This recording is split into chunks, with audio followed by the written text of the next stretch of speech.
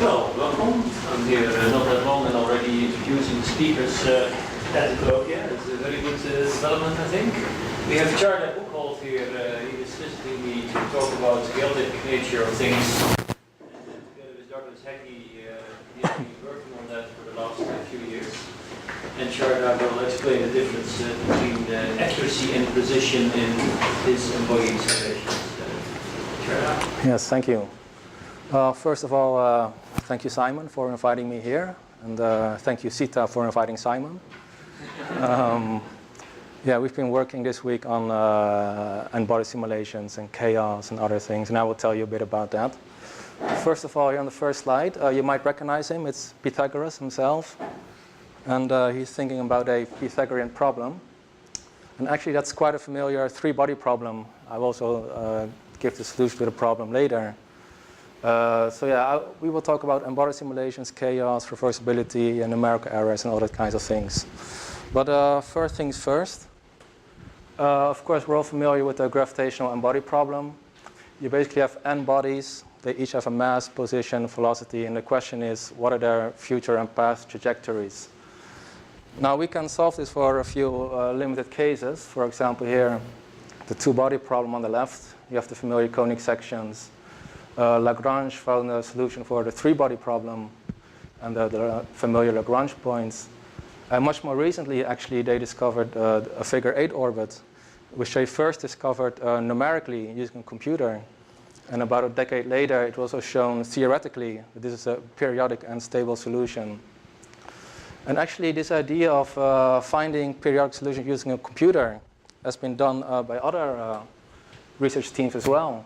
For example, these researchers, they use the computer.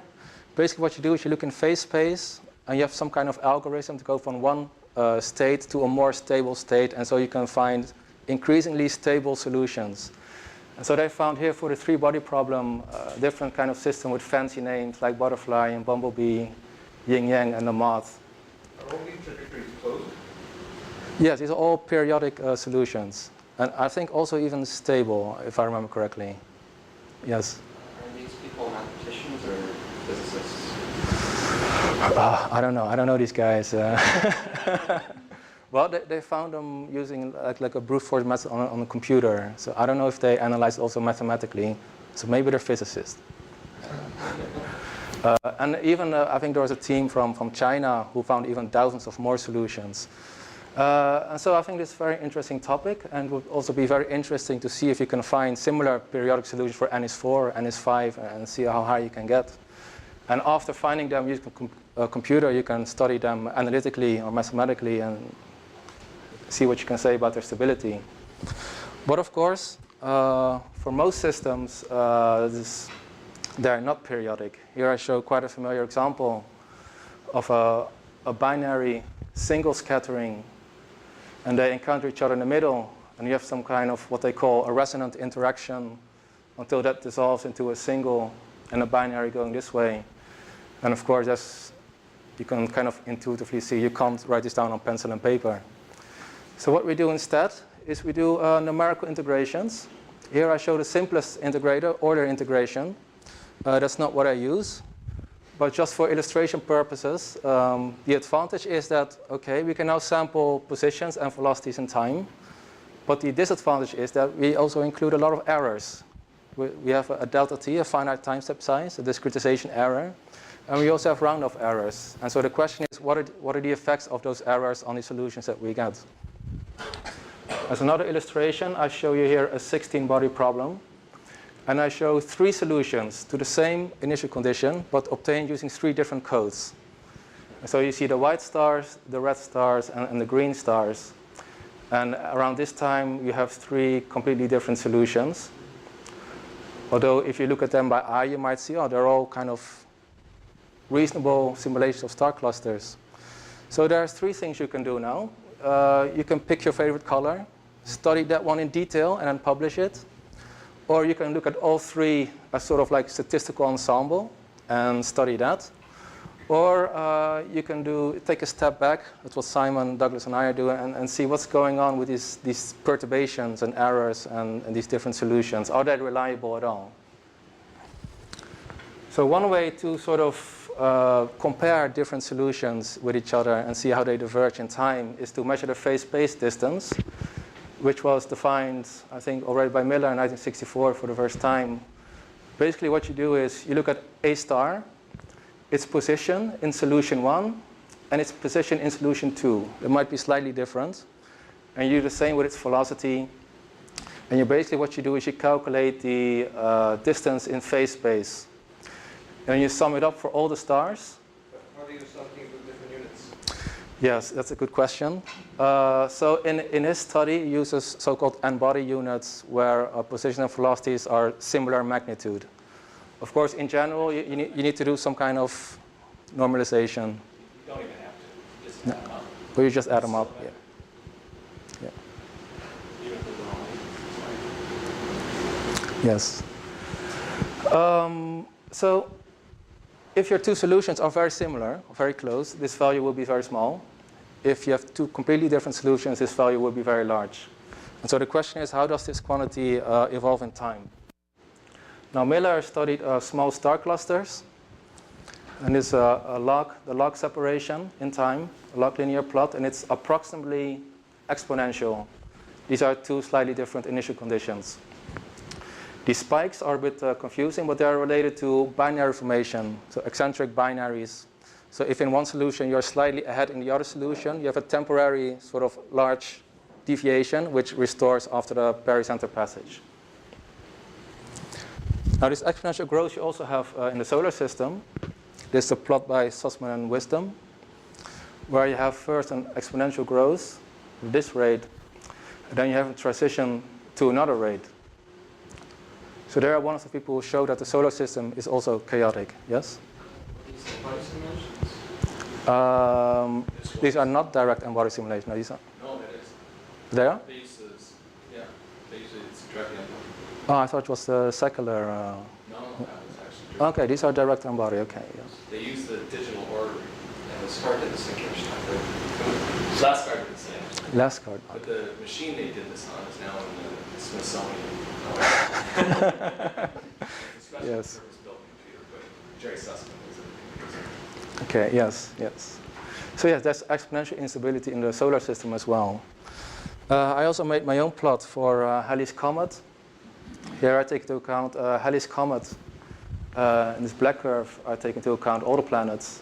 And you can also find this approximate exponential growth. Actually, when I did an experiment where I don't take into account all the planets, but just one planet at a time, so it's one planet perturbing Halley, you get the green curve, that's for Venus.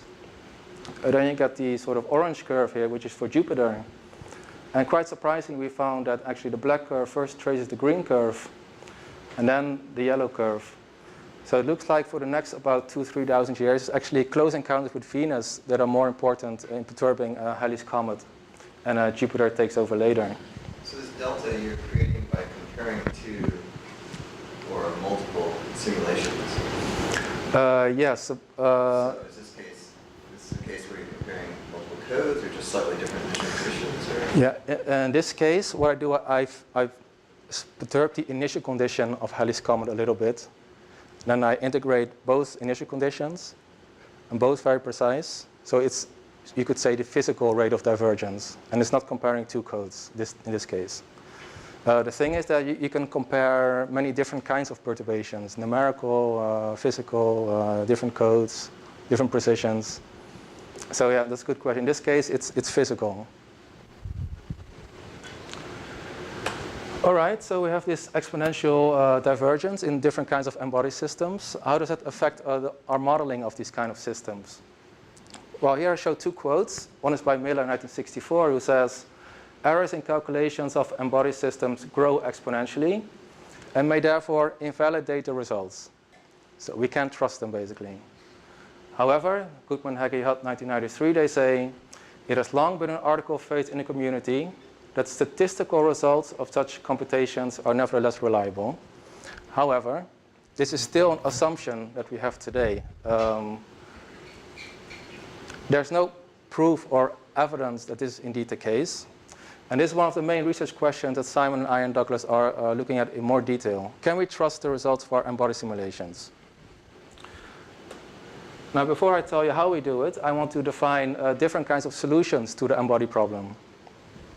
First, there's the one unique true solution that ideally you would like to find, but we can't, mostly. Then we have the approximate or numerical solution, which is a solution you get from your computer, but that's corrupted with numerical errors. And therefore, the approximate solution can be completely different than your true solution. That's also what I showed you earlier in that movie of that 16-body cluster. And then a new kind of solution we define is the definitive solution. Definitive in the sense that we have some iteration of accuracy and precision, which ends up in a solution where the first few decimal places of each coordinate of each particle resembles the true solution. In other words, we have an approximate solution that is starting to converge to the true solution. So keep that in mind, the definitive solution, and I will explain to you how we get that. And so a framework for testing the statistical validity of Nbody simulation would be something like this. We obtain a code which is capable of producing a definitive solution. Then we use that code to study some statistical result of some Nbody problem. Then we use a conventional code which produces approximate solutions. And then we test whether the statistics of those approximate solutions are indistinguishable from the definitive results. If that's the case, then we can say this approximate solution S is veracious or has the property of nachhoch. Now these two terms require some more explanation, I think. Veracious is just a normal English term, which means something like representing the truth. So even though you're approximate, you're not accurate, you're still somehow representing the truth statistically. Nachhoch, that's a term I came up with Simon, it's not English, it's Klingon actually. And it means something like set in rock or set in stone. So it's very hard to change it. So your statistical ensembles, you can make errors whatever you want, you're not changing the statistical ensemble. And there's a slight subtle difference between the two, and that has to do with the size of your initial condition space. So with veracity, we mean, for example, the solar system, a very specific initial condition and very small observational uncertainties. And then you do long-term integrations and you look at the statistics of those. Or if you look at nachhoch, you have a very wide initial condition space. For example, you have a plumber sphere, you randomly take 3 stars, and then you take 10,000 different initial conditions and you look at the statistics of that. There's a slight difference, but they both are looking at the statistical validity. So the first step is, how do we obtain a definitive solution to the Nbody problem? Well, Simon and I have written a new code called Brittas, which is a brute force Nbody code, which has 2 ingredients. 2 ingredients to fight the 2 types of errors you make on a computer, discretization error and round-off error.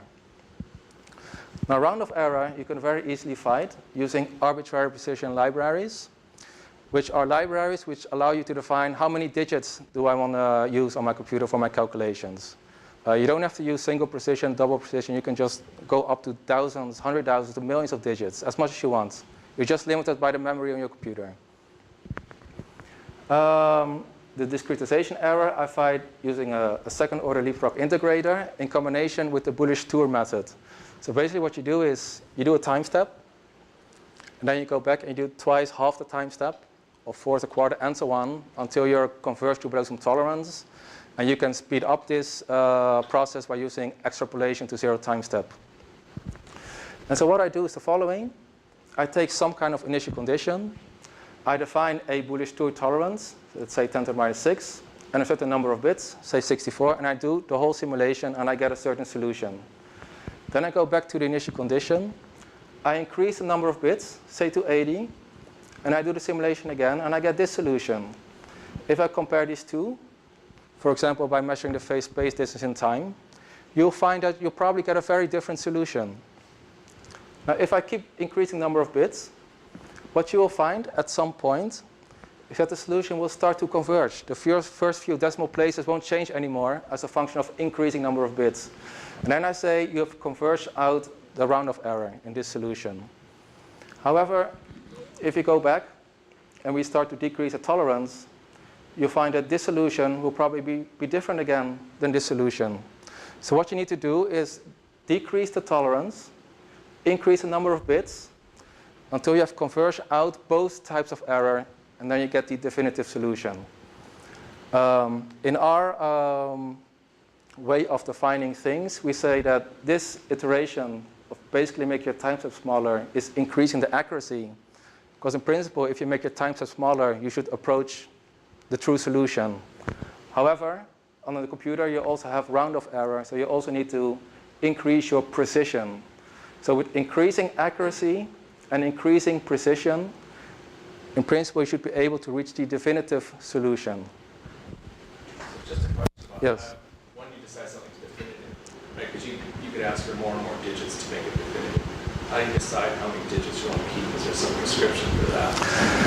Yeah, so you have to define beforehand when you're happy. Do I want to have 3 decimal places? Do I want to have 15? So is there some property of the dynamics that you look at to decide how many? I think it depends on your system that you're looking at, yes. Yeah, exactly. Yeah. So beforehand, you don't have an algorithm for deciding how many digits you should No, have. so this is still very much sort of like experimental, sort of do-it-yourself kind of scheme, yes.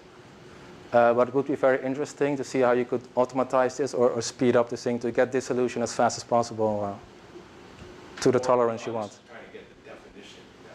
Or is it some algorithm how many digits you need to have to call it? Well, maybe I can show you in the example I will show you next.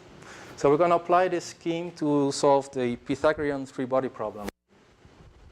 So as I showed on the first slide, you basically have 3 stars of mass 3, 4, 5 on a triangle with sides 3, 4, 5. And the initial velocities are 0, so it's going to collapse, and the 3 stars will interact.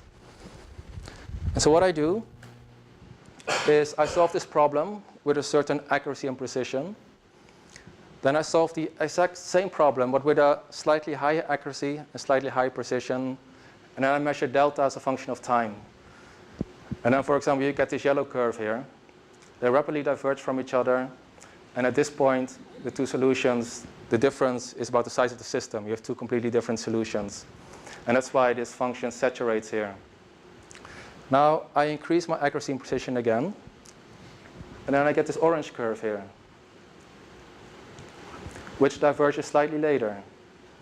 Then I keep on going, and I basically lower this curve. So there are several points you can see. The initial value here is roughly your Bullish-Stewart tolerance that you're using. Then you have an approximate exponential growth, although there are some transitions in there which are very interesting. And then there's 2 ways to end. Either you have completely diverged, like these solutions here, and you have something completely different, or you have 2 solutions which remain close to each other. For example, here at the end, delta is about, well, between 0 and 1, log delta. Here about 2, and here about -4. So I have 2 solutions at the end, the black curve, which stay close together in phase space with a distance maximally 10 to the -4. Or on average, each coordinate is accurate to about 4 decimal places. So I can keep on increasing the accuracy and precision, which will basically lower this curve and which will give you more accurate digits at the end. So now I can show. Mainly a difference in timing, like they're undergoing effectively the same trajectory, but the timing is slightly out. I'm not sure what you mean with timing. I think Timing, you mean phase? Yeah. I think, yeah, basically there are 2 solutions slightly perturbed, and within this time they trace out almost the exact same trajectory. But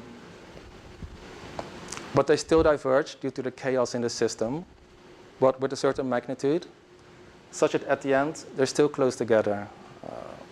And this separation you can tweak with your accuracy and precision. You can make it as small as you want. So that's why I say maybe you're happy when at the end the level of delta is about 10 to the -4. You say, I have 2 solutions, they do the same thing. They haven't diverged at the end.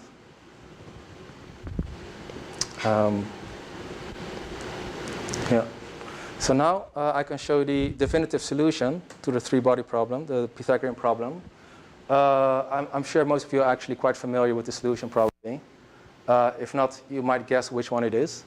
One is the definitive solution, and one is an approximate solution obtained with the 4th-order Hermite integrator.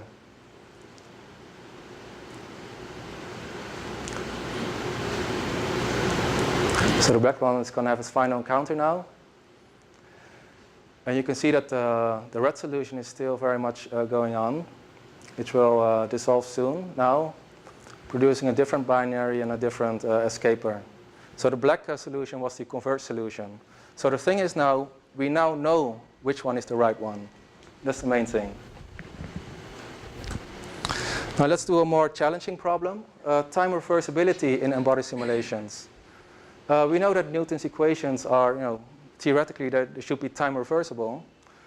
So in principle, if you integrate forward and then backward, you should reproduce your initial condition. However, on a computer, you make numerical errors.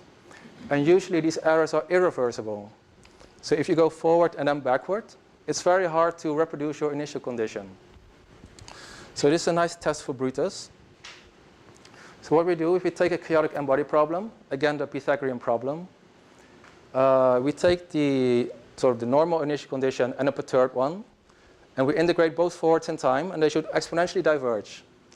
Then at t is 100, we reverse the velocities, and so theoretically they should exponentially converge.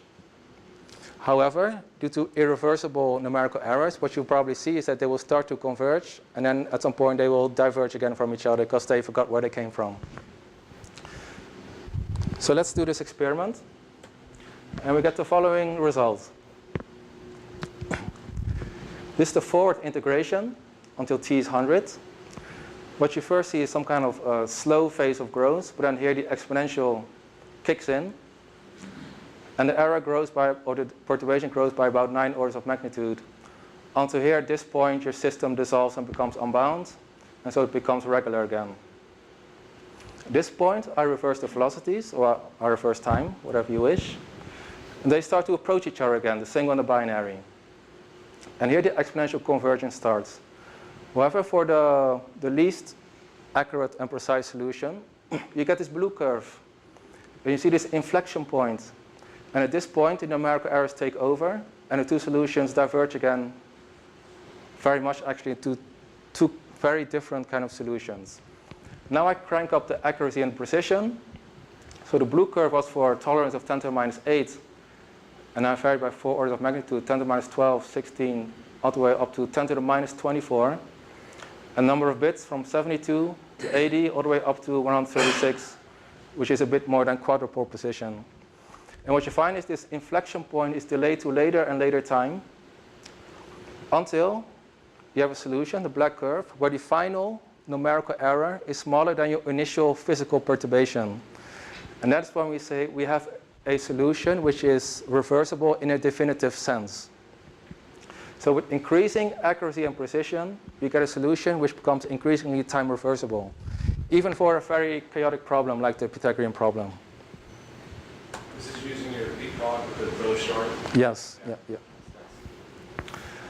Of course, there are integrators, well, here, there was Hanno here, of course, he has developed time reverse, by design, time reversible integrators. So it should be very easy to go forwards and backwards. So here I do a small test, again of the Pythagorean problem using Janus.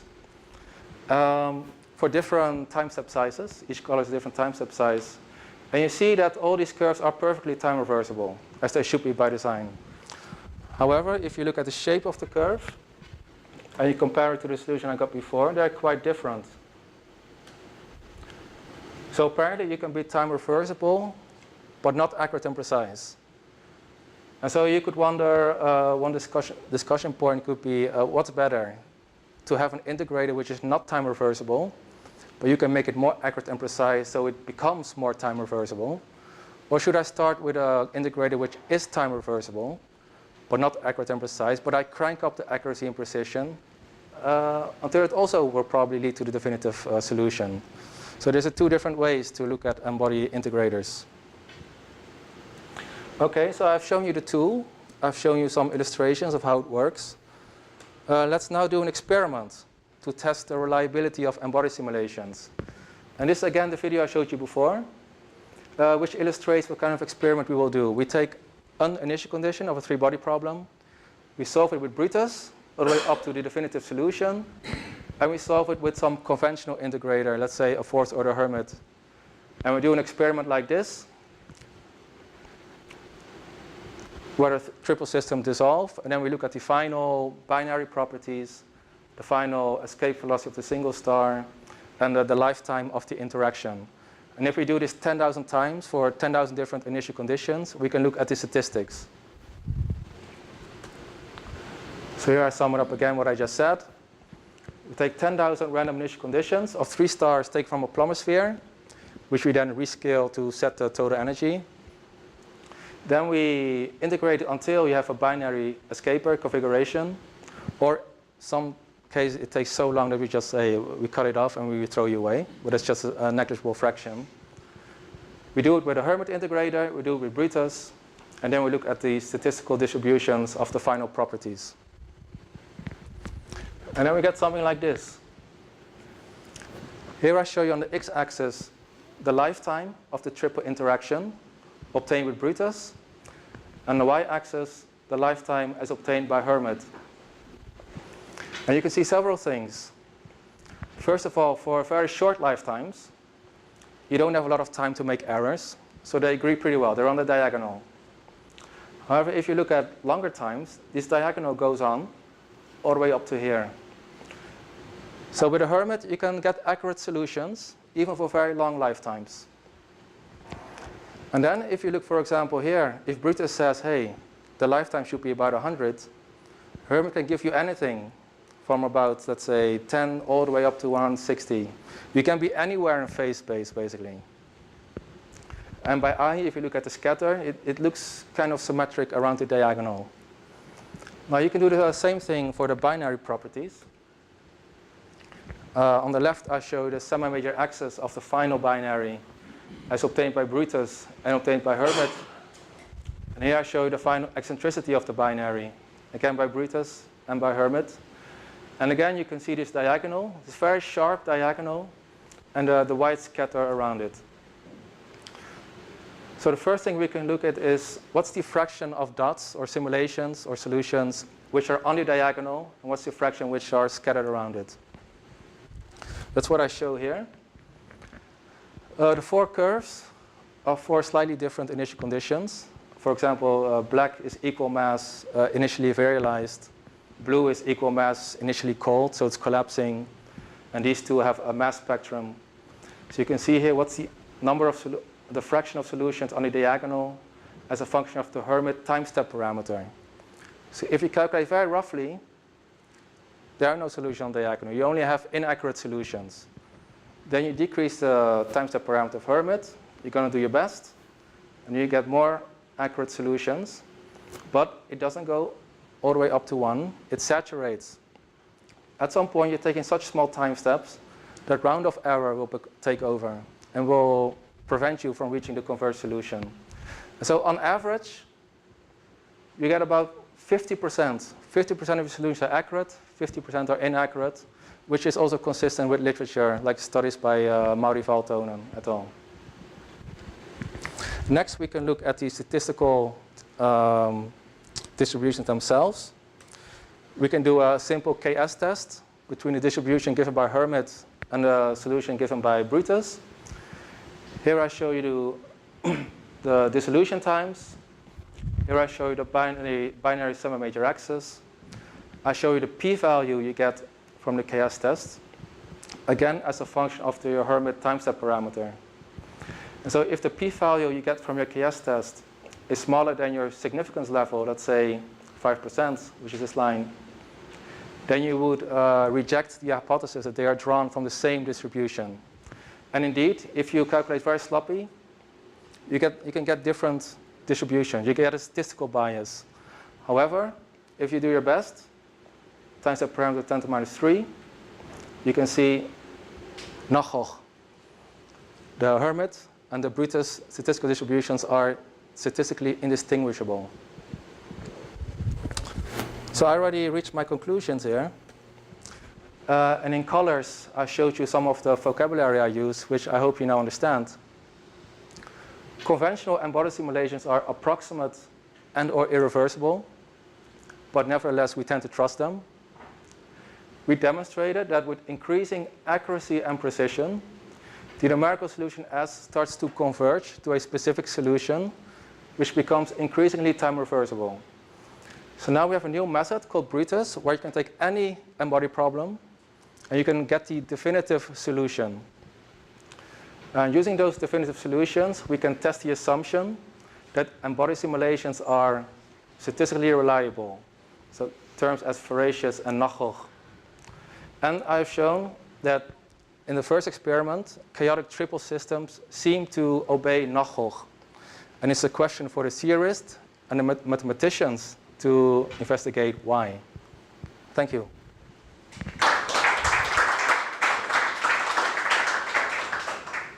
Thank you. So we had some discussion already. More discussion points. Go back and show some of your Lebanon type plots. We discussed. Sorry, which one? No, the Lebanon calculations. These? No, further. Yeah, that one there was fine. Okay. We were discussing essentially. So earlier on, you have one slope between 0 and 30 or so. Yes. And then between 30 to 60, you have a different slope. And then after that, it levels off. Now, is the level off? Is that because of these are triples that have disrupted? Yes, exactly. So if you remember that movie, at the end you have a final counter and then you have a permanent escaper. So basically you have a binary here and a single here, and that's just regular. So that was your question. Yeah, the oscillations there, phase errors. Oh, right. But, Yeah. but the first transition, that 30 times,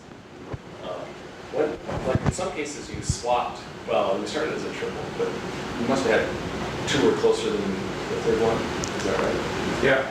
But we think that the first transition is caused by the difference between an hierarchical triple and a democratic. That's what I was going to ask. Is it Yeah, so we something think to do with some transition. major axis change? And that is why in our discussion I called it the phase transition. So Yeah, you get a sort of a transition in the global behavior of your system. Exactly. You get also a change in the global slope of your exponential divergence curve. And then the question what we are struggling with at the moment is how does the system remember what its Lyapunov exponent should be? Right. Right? It's not due to energy conservation, it's not to angular momentum conservation. There's an extra law in nature that preserves. Well, there are, right? Yeah. Because these systems, particularly when you start them off, there are the remnants, as I say, of Km curves in the space. Yeah. And that's constraining the transport. But you're making a transition through one of these Km curves, and that's going to change the long-term behavior. Yeah. And it'd be interesting to figure out what, so there's a quasi. Can you predict it? Yeah, can you predict it analytically? Yeah. I don't. So do you know the experts to talk to about KM theory that can explain this, or we can elaborate this? Maybe there's somebody in the room who is interested in KM theory. When this came, Kolmogorov, Arnold, and Moser. So Kolmogorov, no. But he did a lot of really clever stuff. And Arnold was here. Arnold used to visit here fairly often. And Moser was the referee on their paper, which was a little daunting. Yeah. Yeah, that's right. such a tough review process. So the question is, right, in this system is, so the way the Km theorem is derived, you assume an integrable Hamiltonian and add some perturbation to it. And the integrable Hamiltonian means that you find n integrals of motion at its entities. And if you can do that, right, there's n actions, there's constant numbers, and there's n angles. So you just define an n-dimensional torus. Okay, so the phase space is broken up into n-dimensional tori. All right? Those are the Kolmogorov, the Km tori. Now when you put in the perturbation, generically you destroy some of the tori. An infinite number, but a finite volume. Okay? And basically wherever you have a resonant torus, in other words, where the period ratio of any two of the n actions is an integer, those tori will break up right away. And they'll form stable and unstable ions, which you've already noted. People are finding stable and unstable orbits in systems. Those control the phase space. And then as you increase the perturbation, the number of Km tori decreases. Okay? And when you get to a big enough perturbation, there aren't any Km tori left, but there are still the broken up remnants of those Km tori. And that represents the memory that you're seeing. Okay, now you can prove all that mathematically, but you just can't find any of the damn tori. So what do you mean when you say that you can prove it? Because You can prove it mathematically rigorously. That's what I'm I've seeing. seen counterexamples where you can break the subrectices, but you still the system remains integrable. So I'm not an expert, but That's the Kolmogorov theorem doesn't say anything about separated pieces. So you did not disprove the Kolmogorov motion theorem, right? You disproved some physicist's interpretation of what was going on. Okay. Now so it is a statement though that you can prove, except for a set of measure 0, all Hamiltonian systems are not integral. Notice they all have broken the tori, except for a set of measure 0 and some measure in your parameter space. That's again mathematical. But the problem is that the usual problem that exists is proof of mathematics. Yeah, it exists, but we have no idea where it is, what its problem is. Yeah. So the way I would go about doing those things is look at numerical integrations and see if you can find what is the structure that's going on. That's painful. Yeah, so you're seeing, so it's good you identify what that transition is, which was a change in the hierarchy, hierarchical structure. Yeah. Usually it's going to be something simple like that. Really something physical. It's just that you can't tell in advance what it is. Right. It's also interesting that actually 100 years ago, when Bourreau started this problem, I think he concluded that this was a periodic problem. And actually it is almost. After about, at this point, T30, you almost reproduce your initial condition.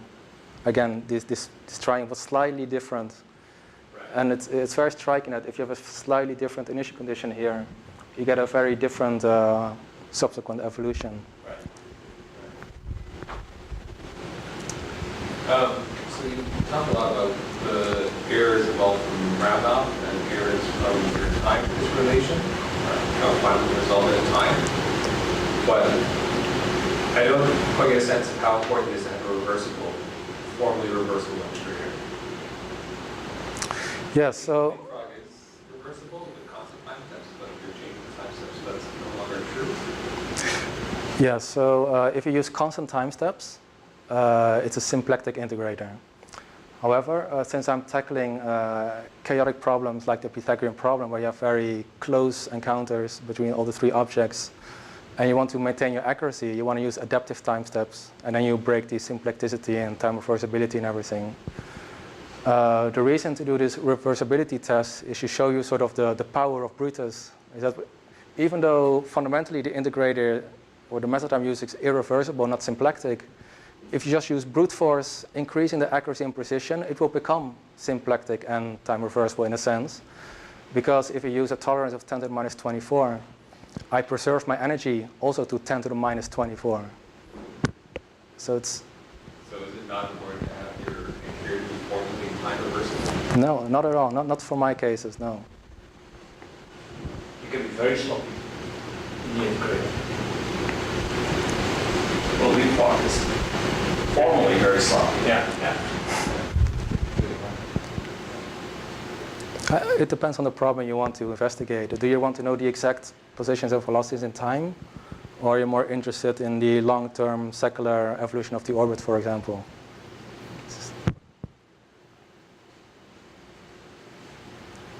John? I'm just wondering about systems at the larger end. So you look at 3. When people study star clusters or galaxies, which have thousands or millions of particles. So basically, can you talk about the relaciousness or whatever? Yeah, that's a good question. Systems, can you extrapolate what you're talking about? So we started with NS3 for a reason, because these computations are quite expensive, of course. We now developed a GPU version of this code, and with that we're going to see the scaling with n. So ideally we'd like to do a 1,000-body star cluster simulation and see can we get the definitive result, even if just for a few crossing times, because that's never been obtained before. Galaxies with more than 1 million bodies, no, that's not going to happen anytime soon, unless you have 1 million particles which are static, and they represent the potential of the galaxy, and you look at individual orbits. Then you can use this method again, because then you also get exponential divergence. In terms of, say, like relaxation in star clusters. I guess that people have this active faith that quote like, hey, statistically you did like 1,000 simulations of 1,000 particle star clusters with the same density profiles, you get the same answer. Do you think that's going to be true or not, based on your insight, or is it still like an active? Well, we did one experiment for NS3, and it turns out that statistics are indistinguishable, which of course is not a good start if you want to see biases. But just because this is true for a three-body system, it might not be true for other kind of systems. And I think we just need to run it and find out if indeed there's a bias. That would be shocking, of course. So can I ask, so from this plot, I've got a t is in units of like an initial diagonal times. Yeah, that's right. So, Yeah. okay, so it's free fall times or whatever. How painful was it to do your black curve there? Like 60 Well, take you a month? No. Actually, this just takes a few minutes. Okay. And that's because you're only integrating for about 60 time units or 100. Yeah. And the kind of close encounters you get are okay. We're now doing a project where we systematically varying the initial conditions for this cold collapse, and in some cases you can get much closer and more difficult kind of encounters to solve. And then you can see it can take up to 10 minutes, 20 minutes, depending on what the ejection timescale is and what the Lyapunov timescale is. Right. Now, if you do it, have you done it for 4 stars or 5? We have done NS4, NS5, but it's still a work in progress. And is it way more painful than 3? How's the scale across 3 different values of that? Yeah, so we thought about this in the context of core collapse, of star clusters. So then the core collapse time depends on your n. But also so if you increase n, you also need to integrate longer.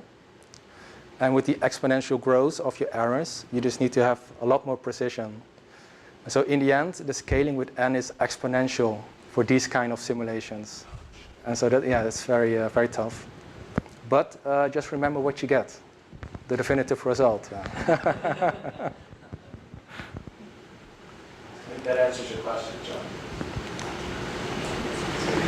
So the answer is we don't know. Yes. Hard. Dr. Hecky has his doubts that the large N solution will be definitive, that Hoff works for large solutions. He couldn't convince us yet.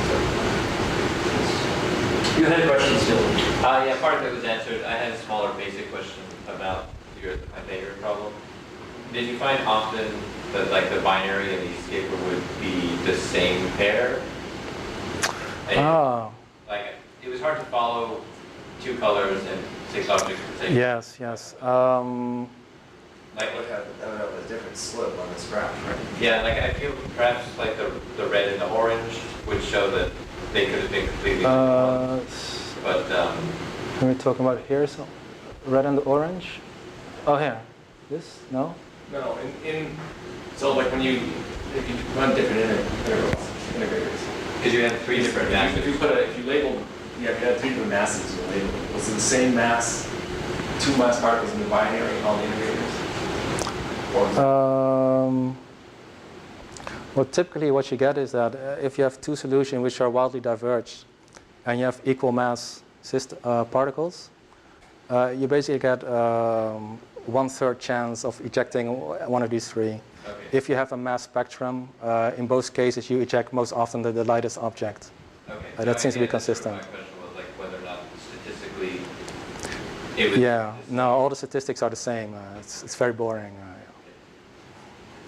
Well, but that's comforting. Yeah, it's good news. Yeah, that's another way to look at it. Yeah. So I might have the wrong intuition here, but so you're saying in a 2-body problem, we know the solution, and for 3 more we don't know, but I think in the case of an infinite number, we do know. So if you have an infinite number of gravitating particles, I think you should converge to a polytrope, start with the units of big halves. So wouldn't this be a good benchmark for your code?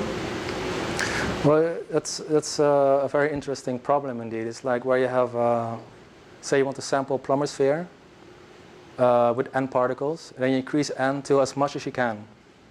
just whatever, 100,000 million. At some point, your test orbit should become smoother and smoother. And that's indeed what you find. But if you introduce a small perturbation, and you look how that perturbation grows in time, no matter how high n is, you always get an initial exponential growth. That doesn't go away.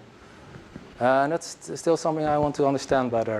There's no two-body relaxation, and there was an interest. That's what he means by smoothness. So there's no interest in Well, what he said is right. It's You true. go to large It's not- it's n, you uninteresting, can actually but- solve it. It's like a 1 degree of freedom problem. But there's no exponential growth for test particles completely. Completely smooth, yeah, no. But as long as you try to sample it with a finite number of n objects, numerically you get it. So the question is, if you go to n is a billion, does that exponential growth then go away, or at which n, or does it always remain? It's still an open problem, I think. John, last question. Yeah, what about tree codes? So they're, That's a question. no, but the point is, Why not? the point is like if you do tree codes simulation of galaxies, these force errors, which are like an order a fraction of a percent, right? So you're estimating the smooth, the potential, but you have an error, a small error. So every integration step is a little kind of random error. How does that, Yeah. like, I mean, so is it wrong to think of that problem, like the problem of a large galaxy, billions of stars, as an Nbody problem, or is it really like a fluid problem, like a collisionless fluid problem? Yeah, I think there are really two different regimes here, right? So it's not, so the veracity of a galaxy simulation. It's more like a fluid. It's like a fluid. Yeah. So this is really not relevant. But one of the things that interests us also is when does it get fluid? So when does an Nbody system behave like fluid? Exactly. And I don't know. I mean, I would say 1 million because it sounds like a big number for. So the approximation is that we need to satisfy the hydrodynamic approximation of the collision mean free path is much smaller than the size of the system. That's the theoretical statement. Yeah. Try to check it where.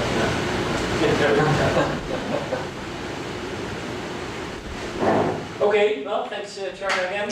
Okay.